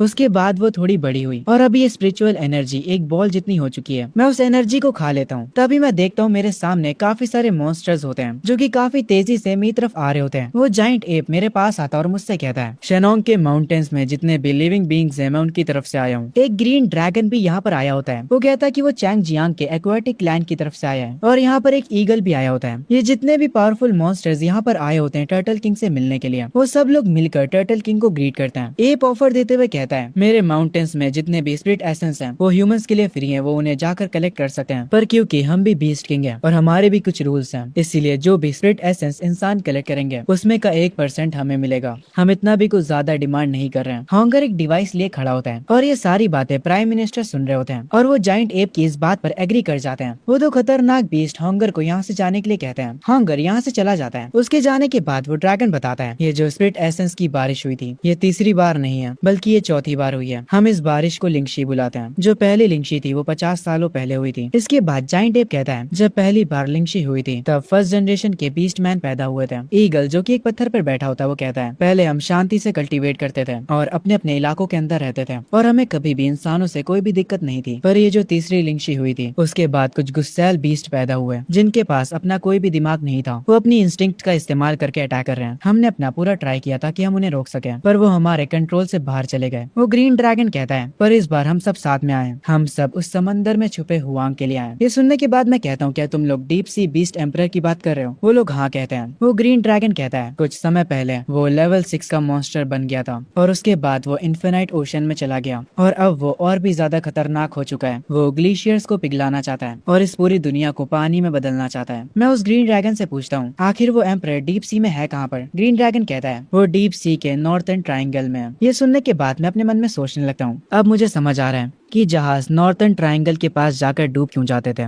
मुझे लगता है कि ये सब उसी का किया कराया है। ईगल कहता है तो अब हम सबको मिलकर डीप सी बीस्ट एम्परर से फाइट करना होगा। टर्टल किंग तुम भी हमारे साथ आ जाओ। मैं एक पत्थर पर खड़ा हो जाता हूँ और जितने भी बीस्ट मेरे आसपास थे उन सबसे कहता हूँ यहाँ पर जितने भी लोग हैं अगर तुम सब मेरे अंडर सर्व करते हो। पर ये सुनते ही वहाँ के जितने भी बीस्ट होते हैं वो गुस्सा हो जाते हैं और कहते हैं क्या तुम खुद को हमारा राजा समझ रहे हो? तुम्हें लगता है कि तुम हमें ऑर्डर दे सकते हो? इनके इस बिहेवियर को देखकर मैं अपनी एक एबिलिटी का यूज करता हूँ और इन बीस्ट को इनकी औकात दिखा देता हूँ। वो लोग तुरंत मेरी बात मान जाते हैं। जाइंट एप कहता है हमें क्या करना चाहिए। मैं उनसे कहता हूँ कि बस अपने इलाके में चले जाओ और अपनी आर्मी को कंट्रोल करो और उनसे मना करो कि वो लोग इंसानों पर अटैक ना करें और अगर इस बीच में कुछ भी उल्टा होता है तो मैं तुम सबको कांटेक्ट करूंगा। मेरी बात मानकर वो सारे बीस्ट यहाँ से चले जाते हैं और कुछ टाइम पहले जैसे हमारी डील हुई थी मॉन्स्टर्स के साथ सारे इंसान स्पिरिचुअल स्टोन को कलेक्ट कर रहे होते हैं और कोई भी बीस्ट उन पर अटैक नहीं कर रहा होता है। कभी भी किसी ने ये नहीं सोचा था कि इंसान और मॉन्स्टर्स एक साथ रह सकते हैं। इस बात के लिए सब लोग टर्टल किंग को शुक्रिया कहते हैं। वो लोग खुश होते हैं कि उनकी कंट्री के पास टर्टल किंग है। कुछ समय बाद कमांडर ट्रक भर के 5 लाख स्पिरिट स्टोन्स मेरे लिए लेकर आता है। हर एक क्रिस्टल से मुझे 10 फ्रीडम पॉइंट्स मिलते हैं तो मुझे टोटल 5 मिलियन पॉइंट्स मिलेंगे। ये सोचकर ही मेरी आंखों में एक अलग सी चमक आ जाती है। मैं कमांडर से कहता हूँ कि बाकी के बीस्ट किंग्स को भी उनके हिस्से के क्रिस्टल्स पहुंचा दिया जाए। कमांडर कहता है कि इस बात की आप फिक्र मत करिए। फिर मैं उन सारे क्रिस्टल्स को कंज्यूम करने लगता हूँ और कुछ ही देर में मैं उन सारे क्रिस्टल्स को कंज्यूम कर लेता हूँ। मुझे 5 मिलियन पॉइंट्स मिल जाते हैं जिसकी मदद से मैं अपने सारे स्टेट्स को मैक्स आउट कर लेता हूँ। पर मुझे अभी तक ये नहीं पता चला कि ये जो फेथ पावर मुझे मिली है ये एक्चुअली में है क्या। तभी हॉन्गर मेरे पास भागते हुए आता है और मुझसे कहता है टर्टल किंग एक मुसीबत है। साकुरा नेशन का जाइंट स्नेक हजारों की तादाद में इलाइट बीस्ट को लेकर हमारे ड्रैगन नेशन की तरफ आ रहा है। मैं तुरंत हॉन्गर से पूछता हूँ वो किस डायरेक्शन से आ रहा है और उसका पावर लेवल क्या है। हॉन्गर मुझे उनका रास्ता बताता है कि वो लोग किस रास्ते से आ रहे हैं। वो ईस्टर्न फोर्ट्रेस से होकर आएंगे। उसके बाद हॉन्गर कहता है अगर हम लोग पावर लेवल की बात करें तो वो मिड लेवल 6 पर होगा। मैं ये सुनने के बाद कहता हूँ ठीक है मैं समझ गया। उन सारे बीस्ट किंग्स को इकट्ठा करो जो कि पानी में लड़ सकते हैं और उन्हें तुरंत ईस्टर्न फोर्ट्रेस की तरफ भेजो। मेरी ये कमांड सुनकर ग्रीन ड्रैगन ईस्टर्न फोर्ट्रेस की तरफ बढ़ने लगता है और काफी सारी टर्टल्स की आर्मीज भी।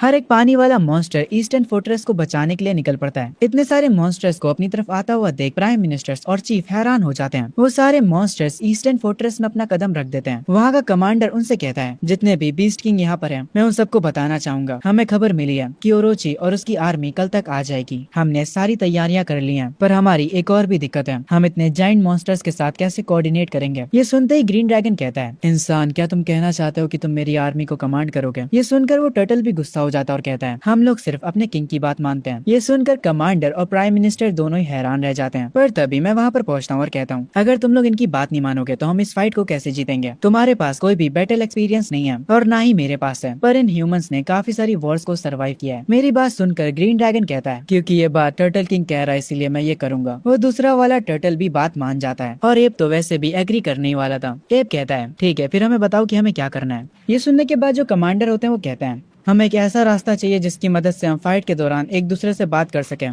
ताकि हम मॉन्स्टर्स को ऑर्डर दे सकें। अगर हम फाइट के दौरान एक दूसरे को ऑर्डर नहीं दे पाए तो सिचुएशन काफी खराब हो सकती है और हम एक एक करके हार सकते हैं। मैं कमांडर से कहता हूँ कि हम रेडियो का इस्तेमाल नहीं कर सकते। ये सुनने के बाद वो मुझसे कहते हैं, हमारे पास बहुत ज्यादा बीस्ट हैं और हम ये चीज सच में नहीं कर सकते। एक ऐसा रेडियो गियर बनाना जो कि बीस्ट किंग्स को फिट बैठे। तभी जो अपना जाइंट एप होता है उसके हाथ में एक छोटा सा मॉन्स्टर होता है। जाइंट एप कहता है, तुम्हारी ये प्रॉब्लम मैं सॉल्व कर देता हूँ। मेरे हाथ में ये जो मॉन्स्टर है उसके टैलेंट की मदद से हम एक दूसरे से कनेक्ट कर सकते हैं। ये सुनने के बाद मैं जाइंट एप से कहता हूँ, क्या तुम्हें यकीन है कि ये चीज अच्छे से मैसेज सेंड कर पाएगी। ये सुनने के बाद जाइंट एप कहता है, हमारे शेनोंग माउंटेन की 9 स्टार फॉक्स को अंडर एस्टिमेट मत करो, वो लेवल 1 पर भी हमारे बहुत काम आ सकती है। इसकी एबिलिटी की मदद से हम एक दूसरे से काफी दूर तक भी बात कर सकते हैं और अगर ये फाइट के बीच में लेवल अप होती है तो इसकी ये एबिलिटी और भी ज्यादा खतरनाक हो जाएगी। तभी वो जो 9 स्टार फॉक्स होती है ये लोग उससे प्राइम मिनिस्टर के ब्रेन से कनेक्ट कर देते हैं। अब जो भी 9 टेल फॉक्स बोलेगा वो असल में प्राइम मिनिस्टर बोल रहे हैं। पहले जो ये 9 टेल फॉक्स है वो अपनी एबिलिटी का इस्तेमाल करती है और इस बात का पता लगाती है कि कितने सारे बीस्ट इनकी तरफ आ रहे हैं। वो बताती है कि दुश्मन के साथ 30 बीस्ट किंग्स हैं। ये सुनने के बाद होंगर शॉक हो जाता है और कहता है, उनके पास 30 बीस्ट किंग हैं, हमारे पास तो सिर्फ 15 हैं। ये सुनने के बाद सब लोग हैरान हो जाते हैं। तभी फॉक्स कहती है, उसका ब्रेन अब कमांडर से कनेक्ट हो चुका है। ये फॉक्स कहती है, हम इंसान तुम्हें अच्छे वेपन्स प्रोवाइड करेंगे, तो सारे बीस्ट किंग बताओ कि उन्हें कैसे वेपन्स चाहिए। ये सुनने के बाद जाइंट एप कहता है, मुझे एक डायमंड की रॉड चाहिए जो कि 150 मीटर लंबी हो और मुझे एकदम असली वाला डायमंड चाहिए, वरना मुझे और कुछ नहीं चाहिए। लोहे की रॉड से मैं अटैक नहीं कर पाता हूँ। फॉक्स कहता है, ठीक है कल सुबह तक तुम्हें तुम्हारी रॉड मिल जाएगी। उसके बाद वो टर्टल के पास जाता है। टर्टल कहता है कि उसे क्लॉस चाहिए। फॉक्स कहता है, ठीक है मैं समझ गया, पर इसके लिए इंसानों को तुम्हारे हाथों की नाप लेनी होगी। जो टर्टल होता है वो अपने हाथों की नाप देने के लिए तैयार हो जाता है। कुछ ही देर में इंसान यहाँ पर आ जाता है उसके हाथों की नाप लेने। वो लोग उसकी नाप लेते हैं और यहाँ से चले जाते हैं। ग्रीन ड्रैगन कहता है, मुझे चाहिए डायमंड क्लॉ कवर्स, वो मेरी पावर को काफी बूस्ट कर देगा। पर टाइगर यहाँ पर सबसे अलग ही बात कर रहा होता है। वो कह रहा होता है, मुझे चाहिए पर मुझे उड़ना है, बहुत ऊंचा उड़ना है। मैं बचपन से उड़ने के सपने देख रहा हूँ पर उड़ ही नहीं पा रहा हूँ। ये सुनने के बाद फॉक्स कहता है, तुम बस इन सारी चीजों के सपने देखो, ये नहीं होने वाला, हम तुम्हारे लिए पर नहीं बना सकते। ये सुनने के बाद बाकी सारे बीस्ट टाइगर पर हंसते हैं। तभी सीन शिफ्ट होता है अगली सुबह। जाइंट एप को उसका डायमंड का रॉड मिल जाता है और टर्टल को उसके क्लॉज। फॉक्स सबसे कहता है कि अब तैयार हो जाओ फाइट के लिए। सब लोग उन्हें जो लोकेशन दी जाती है उस लोकेशन पर चले जाते हैं। ग्रीन ड्रैगन पानी के अंदर चला जाता है। मैं अभी भी बीच पर खड़ा होता हूँ और इस फाइट के लिए तैयार होता हूँ। टेलीपैथी की मदद से फॉक्स मुझे बताता है, हमें नया डाटा मिला है, दुश्मन की तरफ से 45 बीस्ट किंग आ रहे हैं और 1 लाख से ज्यादा के बीस्ट लेवल 4 के हैं। पर मैं अपने मन में सोच रहा होता हूँ, इस बार मैं ये फाइट अकेले नहीं कर रहा हूँ, मेरे साथ ये फाइट पूरी कंट्री लड़ेगी। हमारा बस एक ही गोल है, इस लड़ाई को जीतना। तभी मुझे दूर से एक इंसान दिखता है जो कि एक बीस्ट के ऊपर होता है। उस इंसान को देखकर सारे लोग हैरान हो जाते हैं, यहाँ तक कि मैं भी। हमारे साइड के जितने मॉन्स्टर होते हैं वो तक हैरान हो जाते हैं कि आखिर एक इंसान एक मॉन्स्टर को कैसे कंट्रोल कर सकता है। पर तभी मैं उस इंसान के ऑरा से समझ जाता हूँ वो पर्सन कोई इंसान नहीं है, वो बंदा है यामातो ओरोची, हमारा दुश्मन। ये सुनकर सब हैरान हो जाते हैं। मैं उस मॉन्स्टर का ये फॉर्म देखकर समझ जाता हूँ। तो लेवल 6 पार करने के बाद तुम्हें इंसानी फॉर्म मिल जाता है। हम यामातो ओरोची को देखते हैं जो कि कह रहा होता है, ड्रैगन नेशन ये एक ऐसा नाम है जिसे सुनते ही मैं कॉन्कर करना चाहता हूँ। जाओ मेरे सैनिकों, सबको खत्म कर दो, एक को भी बख्शना मत। यामातो ओरोची के ये कहते ही सारे मॉन्स्टर्स काफी तेजी से आगे बढ़ने लगते हैं टर्टल किंग की ओर। ये देखकर मैं टॉन्ट स्किल का इस्तेमाल करता हूँ और इससे पहले कि वो मुझ पर अटैक करें मैं उन सब पर अटैक करने के लिए आगे बढ़ता हूँ। मैं एक के बाद एक सी बीस्ट को मारे जा रहा होता हूँ और फिर इनका एक किंग आता है मुझसे फाइट करने के लिए। वो मुझ पर एक इलेक्ट्रिक जाल फेंकता है पर मैं तुरंत अपनी पावर का यूज करके उसे तोड़ देता हूँ और उस बीस्ट किंग को तुरंत खत्म कर देता हूँ। मुझे 13,200 200 पॉइंट्स मिलते हैं। मेरा भाई जाइंट एप भी दूसरी तरफ इन लोगों को मारने में बिजी होता है और ड्रैगन भी एक बड़े ऑक्टोपस से फाइट कर रहा होता है और टर्टल भी किसी न किसी से फाइट कर रहा होता है। खैर तभी सीन शिफ्ट होता है एक मिस्टीरियस मॉन्स्टर्स की मीटिंग पर, जहाँ पर ये सारे लोग इंसानों की फॉर्म में होते हैं पर असल में ये सब मॉन्स्टर्स हैं। ये सिल्वर बालों वाला बंदा कहता है कि हम उस यामाता ओरोची के साथ हैं। ब्लॉन्ड बालों वाला बंदा कहता है मैं तुम लोगों को बताना चाहता हूँ कि मैं जल्द ही लेवल 7 तक पहुँचने वाला हूँ, मैं इनकी फाइट में अभी तो नहीं जा सकता। तभी एक शेर जैसा बंदा कहता है कोई बात नहीं भाई, तुम लेवल 7 पर जाने पर ध्यान दो, तुम बस मुझे ऑर्डर दो और मैं उस यामाता ओरोची का सर तुम्हारे कदमों में लाकर रख दूंगा। ब्लॉन्ड बालों वाला ये सुनकर कहता है ठीक है मैं समझ गया, पर जो डीप सी के बीस्ट टेम्परर हैं वो हर एक टॉप फाइटर्स पर नजर रखे हुए हैं, तुम्हें ये काम करने अकेले जाना होगा और काफी चालाकी से और छुप कर ये करना होगा। वो शेर टाइप का बीस्ट हंसता और कहता है ठीक है बस मेरा इंतजार करो, और ये कहकर वो यहाँ से चला जाता है। हम सब की अभी भी सी बीस्ट के साथ फाइट चल रही होती है और अब तो शाम भी हो चुकी होती है। हमारे साथी काफी घायल भी हो जाते हैं, यहाँ तक कि मैं भी काफी घायल हो जाता हूँ। यामाता ओरोची अभी भी सबको ऑर्डर्स दे रहा होता है, उसको इस फाइट में काफी मजा आ रहा होता है। मुझे ये देखकर काफी गुस्सा आता है, हम काफी समय से फाइट कर रहे हैं। मैं अपने घायल साथियों को देखता हूँ और मुझे और बुरा लगता है, बस अब बहुत हुआ। तभी मुझे सिस्टम का नोटिफिकेशन आता है कि मेरा एबिलिटी कूल डाउन खत्म हो चुका है। जैसे ही मेरी एबिलिटी का कूल डाउन खत्म होता है मैं तुरंत फुल स्पीड में यामाता ओरोची की तरफ निकल पड़ता हूँ, पर यामाता ओरोची काफी एटीट्यूड में होता और कहता है अरे यार गोलू मोलू तुम्हें क्या लगता है कि तुम क्या कर रहे हो। मैं तुरंत आसमान में एक जंप मारता हूँ और अपनी एक स्किल एक्सप्लोसिव निडल स्ट्राइक को एक्टिवेट करता हूँ, और सिर्फ यही नहीं बल्कि मैं अपनी सारी स्किल्स को अनलीश कर देता हूँ और उसके साथ टाउंट का भी इस्तेमाल करता हूँ। मेरी आंखें और यामाता ओरोची की आंखें चमकने लगती हैं। हम लोग इतने पास आ जाते हैं जैसे मानो हमारी किस होने वाली होती है। नहीं नहीं मेरा मतलब था जैसे हम टकराने वाले हों, पर यामाता ओरोची तुरंत ऊपर एक जंप करता है और मेरे शेल के ऊपर आकर खड़ा हो जाता है।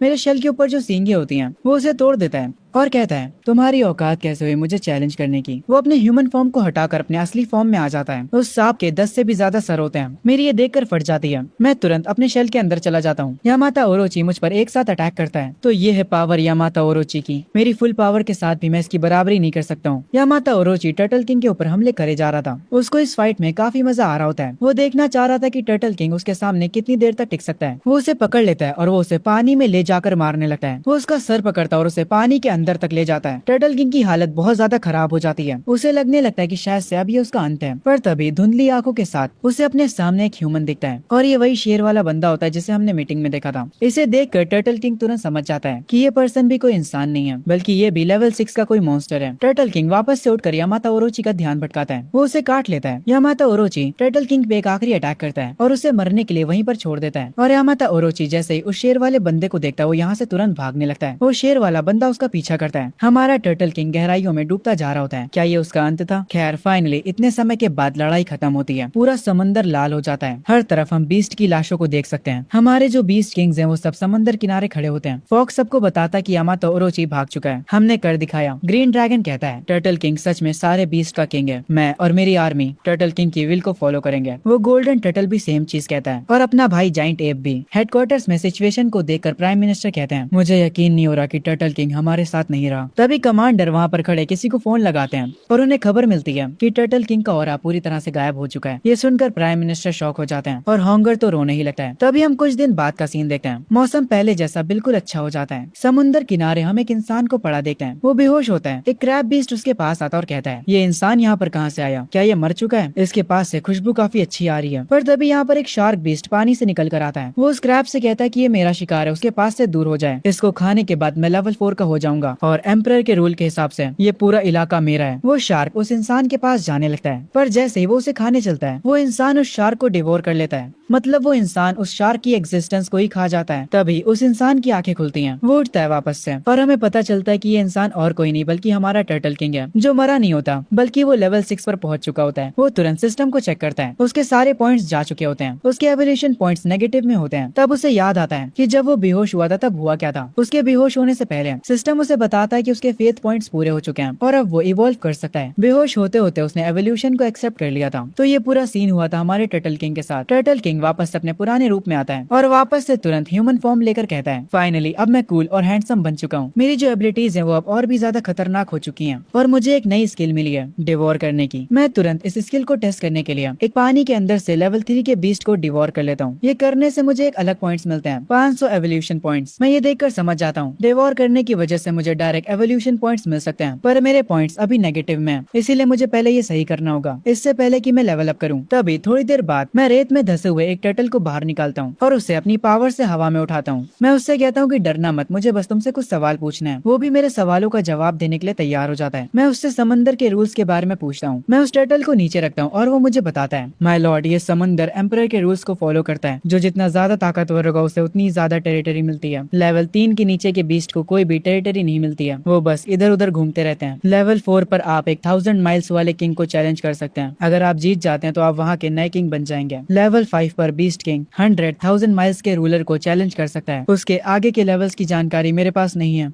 मैं उस टर्टल से कहता हूँ, अगर इस समंदर का कोई किंग मारा जाता है तो क्या एम्परर को कोई फर्क पड़ता है? जिस पर वो टर्टल कहता है, नहीं, एम्परर को कोई भी फर्क नहीं पड़ता। 1000 माइल्स के अंदर टोटल 7 किंग्स हैं। आखिरी किंग लॉर्ड यामाता के पीछे गया था और उसके बाद वो अभी तक वापस नहीं आया है। मैंने सुना है कि ईस्ट में जो बैटल हुई थी वो बहुत ही ज्यादा खतरनाक थी। मैं उस टर्टल से पूछता हूँ कि उस बैटल के बाद क्या हुआ। वो टर्टल कहता है, हम सबको लगा था कि हम जीत गए, पर अचानक से लॉर्ड यामाता भाग गए वहाँ से और वो काफी घायल थे।